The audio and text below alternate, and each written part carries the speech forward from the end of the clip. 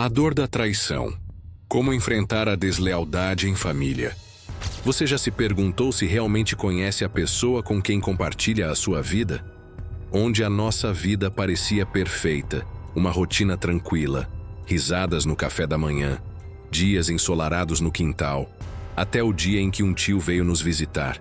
No começo, achei que seria apenas mais uma estadia familiar, um tempo de convivência como tantos outros. Mas havia algo diferente no ar. Pequenos gestos, olhares demorados, risadas que pareciam mais intensas do que deveriam. E naquele instante, sem perceber, minha vida começou a se transformar. Para sempre. Eu vou contar essa história. Como eu não sabia, naquele momento, que a confiança que eu tinha em minha família seria colocada à prova de uma forma que eu nunca poderia imaginar. Já aproveita e se inscreva no canal para fazer parte da família. Traições secretas. Quando a confiança se quebra e a verdade aparece. Como essa história foi verídica, os nomes apresentados foram alterados para preservação. Meu nome é Beto. Tenho 48 anos. E, se há algo que aprendi nesta vida, é que a rotina é tanto uma bênção quanto uma armadilha. Como jornalista, passei anos narrando histórias de outras pessoas, mergulhando em dramas que não eram meus, relatando traições, tragédias e alegrias alheias. Nunca imaginei que um dia teria que lidar com a minha própria história, que se desdobraria lentamente dentro do espaço que eu chamava de lar. Sou casado com Alice há 10 anos. Ela tem 45 anos, e se fosse para descrevê-la em uma palavra, talvez fosse equilíbrio. Sempre calma, paciente, dona de um sorriso que ameniza qualquer tensão. Dona de casa dedicada a cada detalhe do lar, Alice transformou nossa casa em um refúgio acolhedor. E então há Pedro, nosso filho de 7 anos, um turbilhão de energia, inteligência precoce e curiosidade, que não conhece limites. Ele nos faz rir, chorar e, muitas vezes, questionar nossos próprios limites de paciência. A rotina da manhã de nossa casa é quase cerimonial. Pedro acorda correndo pelo quarto, puxa suas roupas e exige que eu o ajude a amarrar os tênis, enquanto Alice prepara o café da manhã. A mesa é sempre organizada com cuidado, mesmo que Pedro insista em derrubar o suco ou jogar o pão para o chão. Nós rimos, nos abraçamos, reclamamos, e no final, tudo se equilibra. Há uma sensação de segurança nesses momentos, algo que se torna mais precioso quando a vida fora de casa exige muito de mim. Era numa manhã ensolarada de terça-feira que recebi a ligação de Fábio. Meu tio, 50 anos, solteiro e errante, pedia para ficar conosco por algum tempo. Ele tinha passado por dificuldades financeiras e precisava de um lugar para se estabilizar. No começo, senti uma mistura de obrigação e curiosidade. Fábio sempre foi o tipo de pessoa imprevisível, divertido, espirituoso, mas capaz de gerar desconforto por sua presença intensa. Ao comunicar Alice, percebi sua hesitação. Oh, ele vai ficar por quanto tempo, Beto? Não sei. Apenas por algum tempo. Ele precisa de ajuda agora. Tá bem. Se é importante para você, então vamos recebê-lo. Mas precisamos que seja organizado. Alice tinha razão. Era uma decisão que mudaria a rotina da nossa casa. E talvez trouxesse surpresas que eu ainda não podia prever. O dia da chegada de Fábio foi cheio de pequenas tensões. Pedro estava curioso e animado, mas suas perguntas incessantes só aumentavam minha ansiedade. Tio Fábio vai ficar mesmo aqui? Ele vai brincar comigo? Claro, campeão. Ele vai ficar alguns dias. Quando Fábio finalmente chegou, ele entrou com uma mala surrada, sorriso largo, e abraçou-me com força. Beto, meu sobrinho preferido. Eu sorri, tentando disfarçar a mistura de receio e carinho. Seja bem-vindo, Fábio. Alice cumprimentou-o com cordialidade, mas pude notar seu olhar avaliando cada detalhe dele. E Pedro, como sempre, aproximou-se com olhos curiosos e perguntou: Você é mesmo meu tio-avô? Sim, garoto. Sou mais velho que seu pai, mas isso não significa que sou chato, hein? Respondeu Fábio rindo, enquanto organizava suas coisas no quarto de hóspedes percebi pequenas coisas que me deixavam inquieto. O jeito que Fábio olhava ao redor, o sorriso que demorava em direção a Alice, os gestos expansivos e a presença intensa que começava a preencher a casa. Pedi a mim mesmo que não exagerasse nas suspeitas, mas uma sensação estranha começou a crescer dentro de mim. Algo que eu não sabia nomear. Durante a primeira noite, sentei-me na sala, observando Alice e Pedro rindo de um desenho na televisão. Fábio estava no quarto, mas podia ouvir sua risada distante e sentir a energia que trazia consigo. Eu me perguntava se havia feito a escolha certa em permitir que ele ficasse. E secretamente, algo dentro de mim pressentiu que aquela decisão mudaria nossas vidas de maneira profunda. No dia seguinte, a rotina começou a se ajustar. Fábio era carismático. Contava histórias de suas viagens, experiências de vida. E Pedro se encantava com cada detalhe. Alice escutava com atenção, às vezes sorrindo mais do que o habitual, como se redescobrisse alguém que conhecia há anos, mas agora através de novas lentes. Eu, ocupado com meu trabalho, tentava não me envolver demais nas sensações que cresciam dentro de mim, mas a tensão era quase palpável. Comecei a notar padrões. A maneira como Alice sorria quando Fábio falava, a inclinação de seu corpo quando se aproximava, a atenção quase exclusiva que ele despertava nela. Os dias seguintes continuaram assim. Pequenas conversas, brincadeiras, jantares, risadas compartilhadas, mas sempre com uma tensão subjacente que eu tentava ignorar. Alice era cuidadosa, mas havia momentos em que seu olhar se demorava em Fábio mais do que o normal. Pedro se divertia, alheio à tensão, e eu lutava para manter minha atenção no trabalho, e não nas suspeitas que cresciam dentro de mim.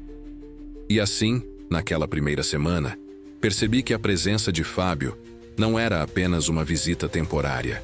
Ele começou a preencher espaços, ocupar momentos e trazer consigo uma energia que modificava a rotina da casa. Pequenos detalhes do cotidiano se tornaram sinais de que nada seria mais como antes.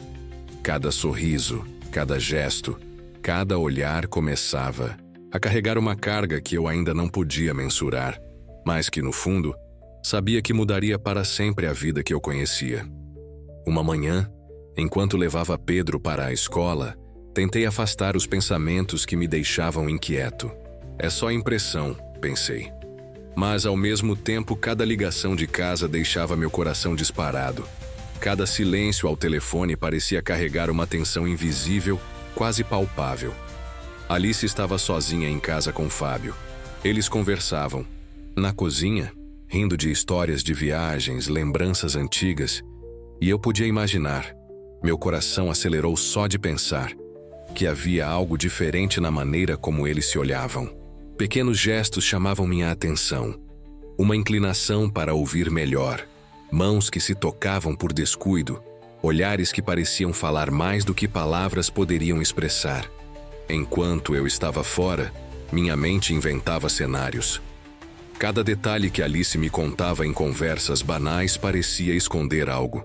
Ela falava de como Fábio a ajudava na organização da casa, em pequenos reparos, em detalhes que pareciam inocentes, mas que minha intuição dizia que tinham outra carga.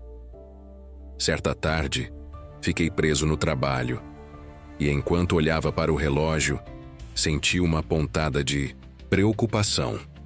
Algo dizia que algo estava se formando entre Alice e Fábio, mas eu não podia provar. Cada passo que ele dava para se aproximar dela, cada sorriso compartilhado, parecia reforçar a tensão que começava a dominar minha mente. Alice parecia dividida entre a vida que tinha comigo e algo novo que surgia com Fábio. Eu sentia isso, mesmo sem estar presente. Cada gesto, cada palavra, cada pequeno detalhe era carregado de nuances que eu, Beto, sentia de forma quase instintiva. O clima começou a mudar durante as refeições. Fábio se sentava à mesa. Contava piadas que faziam Alice rir como há muito eu não via. Um riso mais alto, um olhar mais prolongado, pequenas interações que antes não existiam. Pedro, inocente, apenas observava e perguntava sobre os detalhes, que ele não entendia. Em uma manhã específica, senti algo que me deixou realmente inquieto. Alice falava com Fábio sobre uma lembrança de infância, e a maneira como ela se inclinava para ele, apoiando as mãos na mesa e olhando fixamente para seus olhos, era diferente de tudo que eu já tinha visto. Meu coração disparou, uma mistura de ciúme e medo que eu não conseguia controlar. Mesmo com minhas suspeitas, tentei continuar com a rotina diária. Beto no trabalho, Alice em casa, Pedro na escola. Mas cada ligação, cada mensagem curta, cada silêncio parecia amplificar minha ansiedade. Eu sentia que algo estava prestes a acontecer, algo que poderia abalar nossa família para sempre. Meu instinto me dizia que eu estava chegando perto de uma revelação que jamais gostaria de presenciar. Alice parecia mais bonita, mais viva, mas também mais distante. Eu podia ver uma mistura de excitação e culpa em seus olhos. Era quase imperceptível, mas eu sentia. Fábio continuava próximo, sempre com comentários leves, olhares demorados, pequenos gestos que aumentavam a tensão no ar. Cada dia que passava, a situação se tornava mais complexa.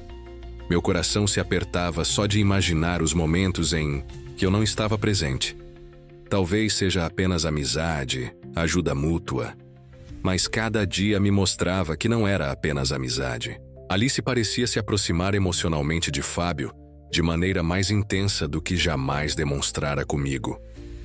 No final de cada dia, voltava para casa tentando manter a rotina, mas algo já tinha mudado.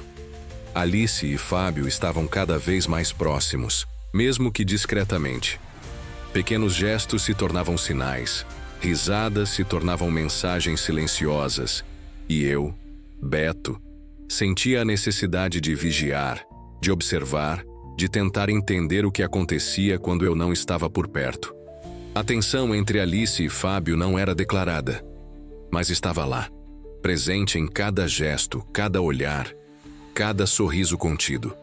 Nos dias que se seguiram à aproximação crescente de Alice e Fábio, comecei a sentir algo que nunca tinha experimentado antes. Uma inquietação contínua que se infiltrava em cada canto da minha mente e da minha casa. Não era apenas ciúme, não era apenas preocupação.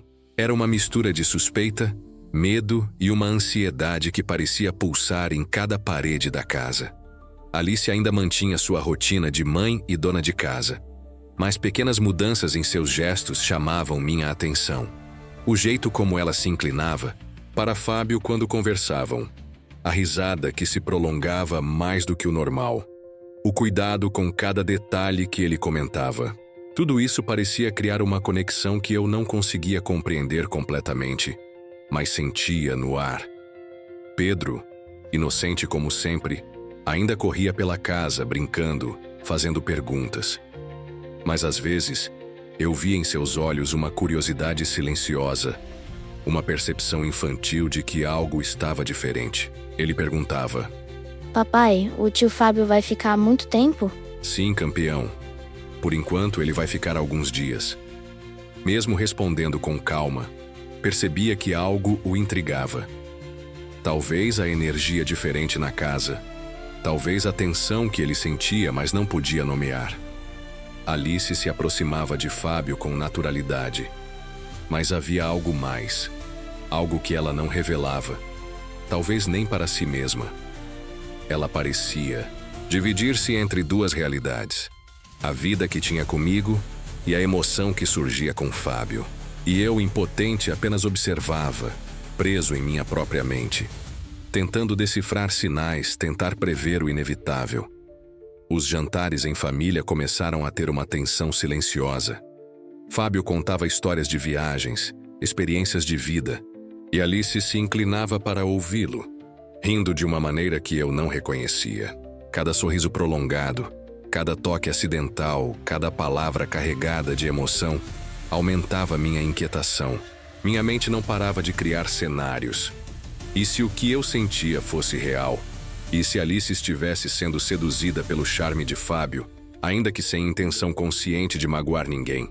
Cada pensamento me deixava mais inquieto, mais tenso, mais paranoico. Em outra manhã, observei Alice e Fábio na sala de estar, conversando baixinho. O tom de voz deles era suave, quase íntimo. Ela se inclinava para ele. Ele gesticulava próximo dela.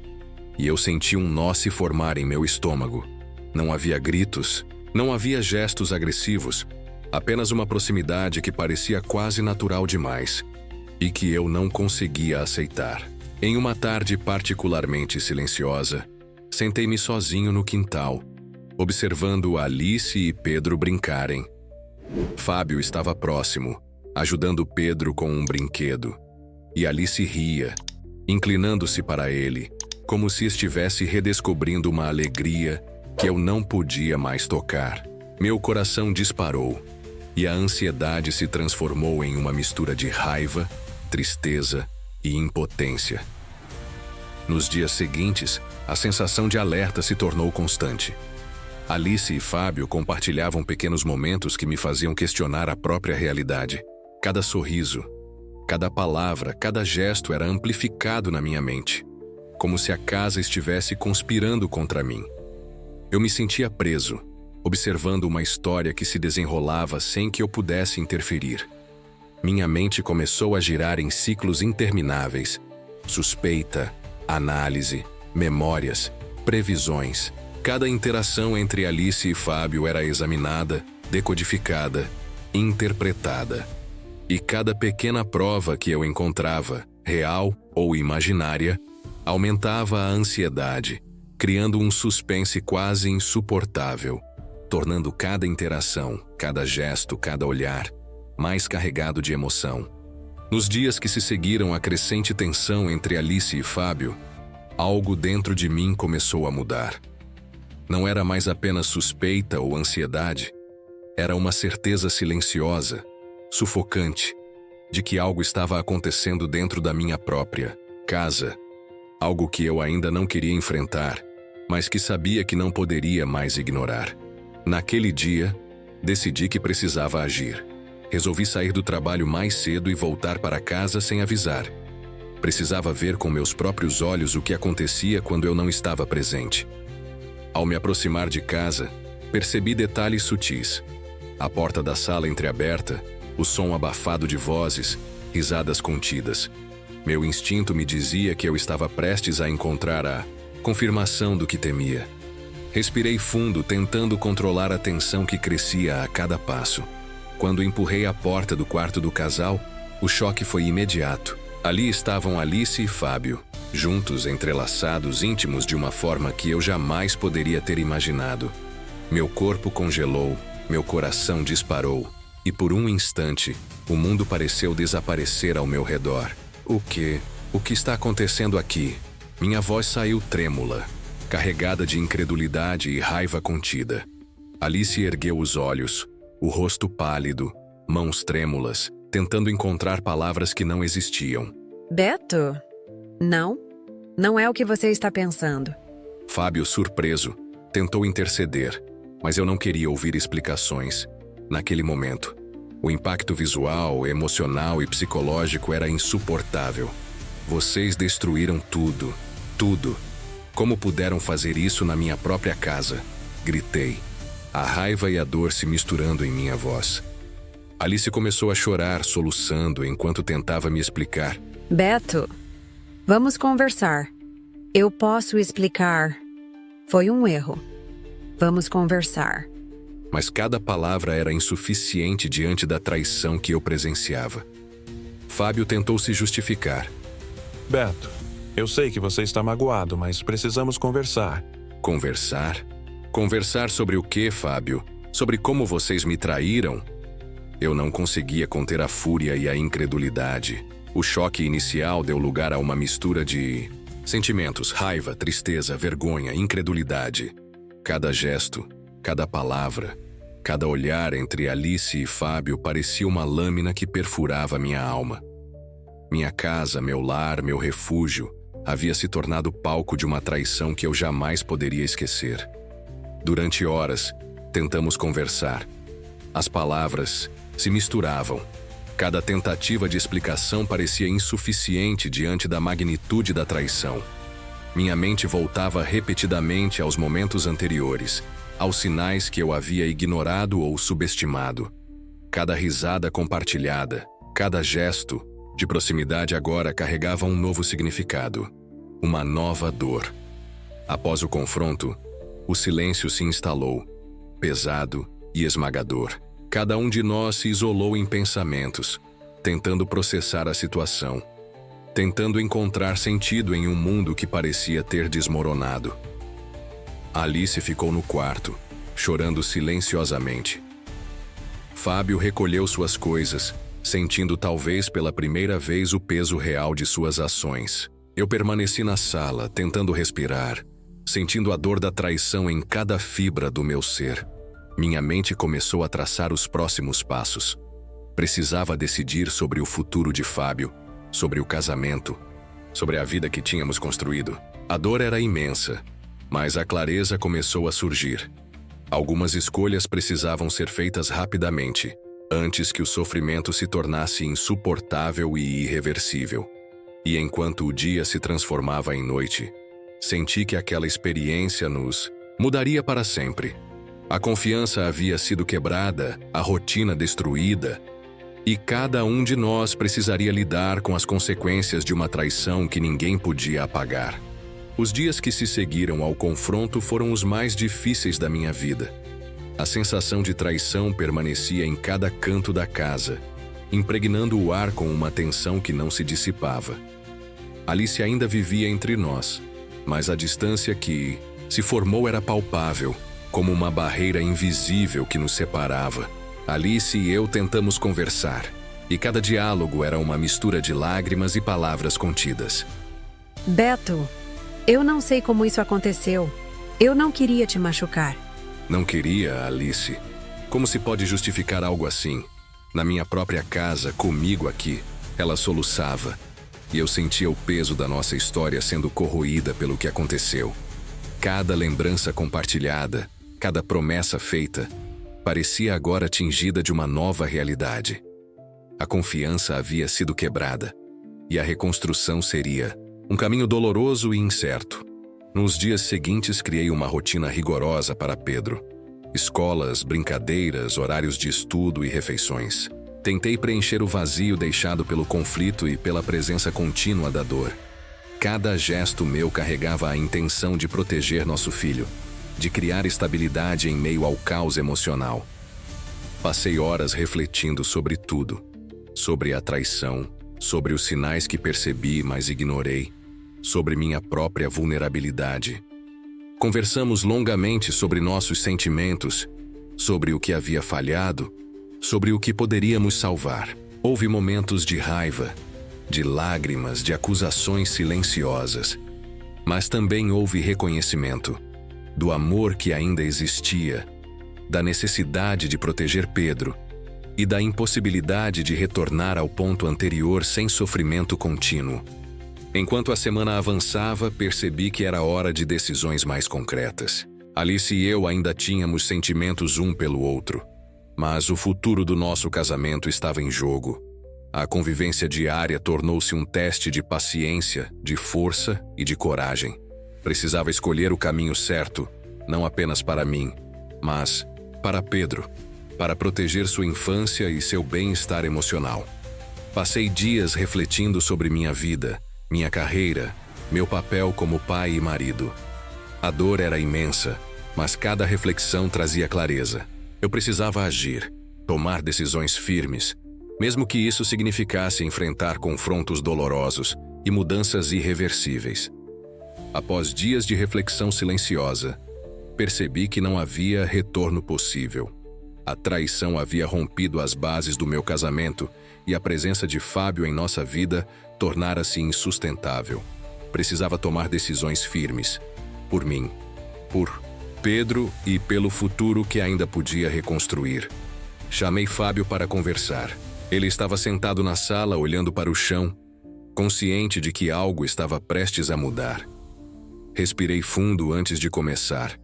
Fábio, Você precisa recolher suas coisas e se retirar da nossa casa. Sua presença aqui não é mais aceita. Ele ergueu os olhos surpreso, mas não contestou.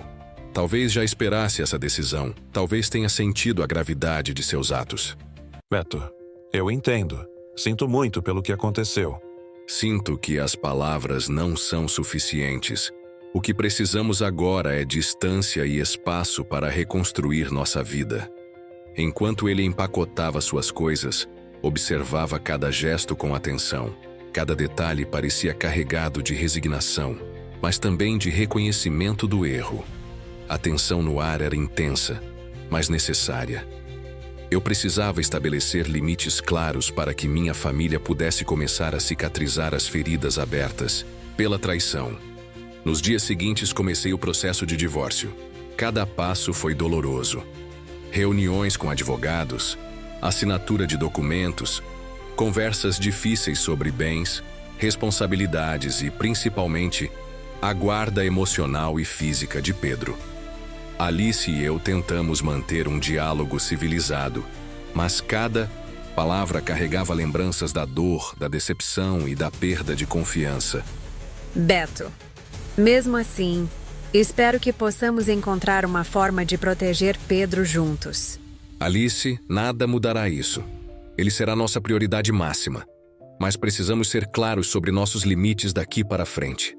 Cada reunião, cada conversa, era uma mistura de raiva contida, tristeza profunda e, aos poucos, aceitação da realidade. O casamento que durou 10 anos chegava ao fim, mas a responsabilidade como pai permanecia intacta, imutável. Alice ficou com a casa, e eu saí sem olhar para trás, em busca de um recomeço. Consegui alugar uma casa próximo da escola do Pedro para continuar a minha rotina de sempre antes de ir trabalhar, poder levá-lo todos os dias. Durante esse período, concentrei-me em Pedro. Organizei a casa nova, criei novas rotinas, estabeleci horários, limites e momentos de afeto. Cada gesto carregava a intenção de reconstruir a estabilidade emocional que ele precisava. Aos poucos, comecei a reconstruir minha própria vida. Redescobri hábitos antigos. Concentrei-me no trabalho, nas amizades e, principalmente, na relação com Pedro.